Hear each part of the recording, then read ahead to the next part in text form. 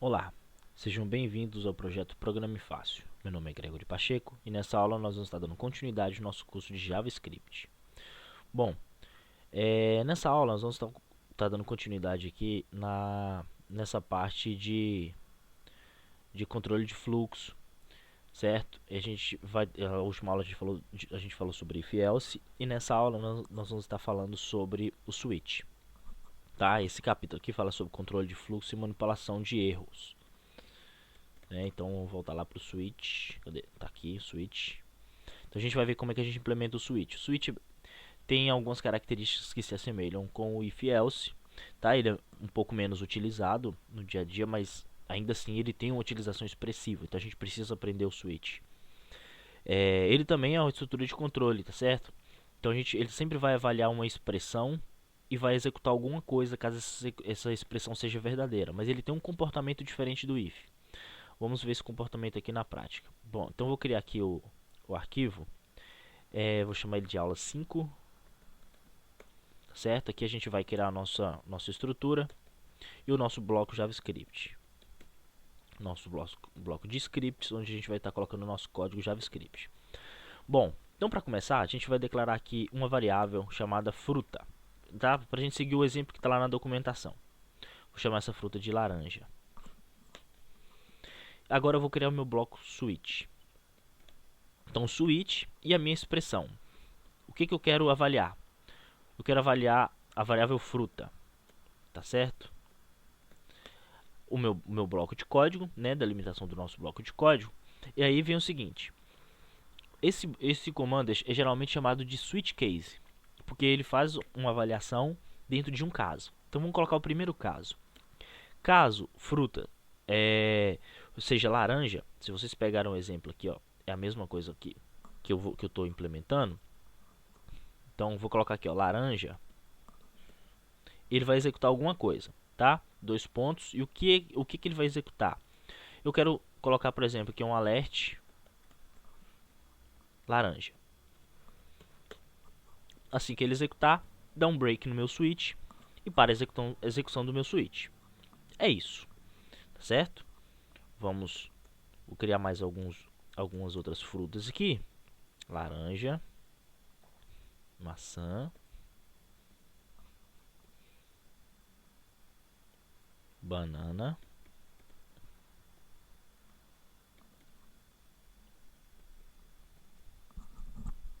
e cereja. Tá ok? O último caso, que seria equivalente aí a, né, uma semelhança com o nosso else, seria o default. Colocar fruta não encontrada. Tá certo? Ele não precisa de break, porque ele só executa mesmo quando já nada foi achado, já não tem mais o que fazer, então tem que dar break no que não tem o que fazer. Bom, vamos executar isso aqui no nosso browser para a gente ver como isso funciona. Olha, executou, ele já jogou ali pra gente um laranja. Dei ok, acabou a execução. Se eu mudar isso aqui para, por exemplo, cereja, ele vai testar se é laranja, não executa.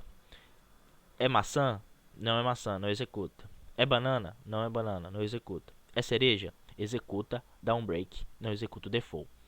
Certo? Dá um Ctrl R aqui, atualizei, não, um F5, cereja. Tá certo? Então, esse é o funcionamento. Mas agora tem um detalhe que eu gostaria de mostrar para vocês. Vamos voltar aqui para banana. Banana está aqui. Depois da banana ainda tem a cereja.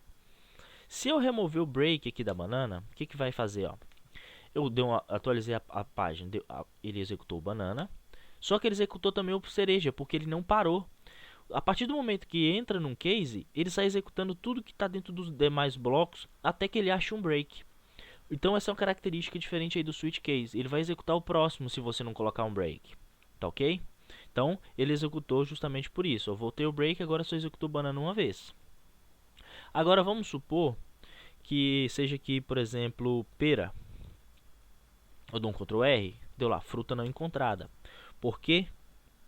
Porque ele não bateu em nenhum case e ele executa o statement default caso nenhum case seja executado. Tá ok? Então essa aí é uma característica bem bem legal, né? A gente viu aí o funcionamento do switch case, quais são as peculiaridades, as diferenças dele para o if else, e aí você vai executar ele de acordo com o seu problema, né? Se você julgar que essas características de diferença entre o if else matam o problema que você quer resolver, você vai usar switch, se não você vai usar if else, ok? Ainda antes da gente finalizar, eu queria já passar aqui uma questão, que é essa questão da manipulação de erro, que eu achei que ela vai ser bem legal aqui no exemplo do switch, que é a declaração e manipulação de erro. Então você pode chamar uma execução usando a declaração throw e manipulá-la utilizando a declaração try-catch. Por que eu estou mostrando isso? O throw é uma forma de você lançar um erro. Sabe quando, por exemplo, eu vou abrir o nosso console aqui, eu vou forçar um problema. Eu vou falar aqui, ó, console.log, vou mandar imprimir a variável b, que não existe. Ele lançou aqui para mim, ó, um uncaught reference, ou seja, uma referência não capturada, não alcançada, b is not defined. Ele lançou um erro para mim. Internamente o JavaScript usou esse throw aqui, ó, para lançar um erro. Então como diz aqui, ó, use a declaração throw para lançar uma exceção. Quando você lança uma exceção, você especifica a expressão contendo o valor a ser lançado.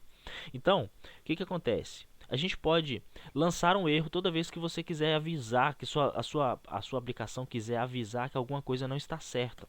Por exemplo, throw fruta não encontrada.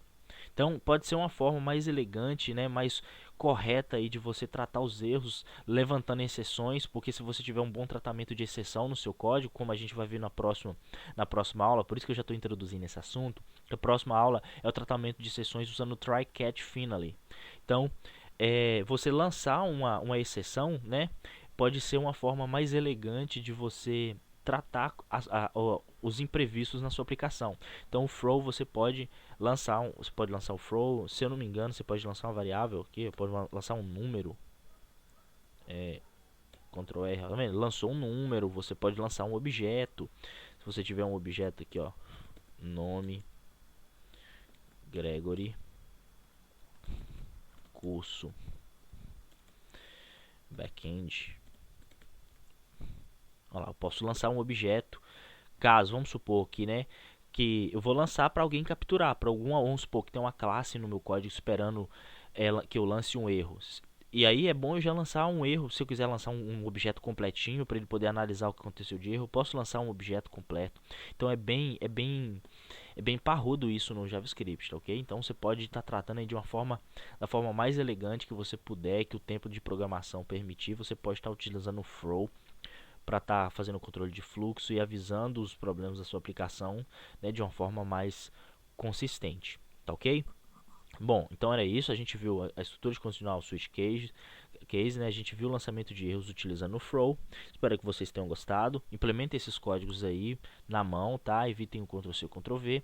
Façam bastantes exercícios. E caso tenha sobrado alguma dúvida, você já sabe que vocês podem postar no nosso fórum ou estar nos enviando por e-mail, tá ok? Um grande abraço e até mais.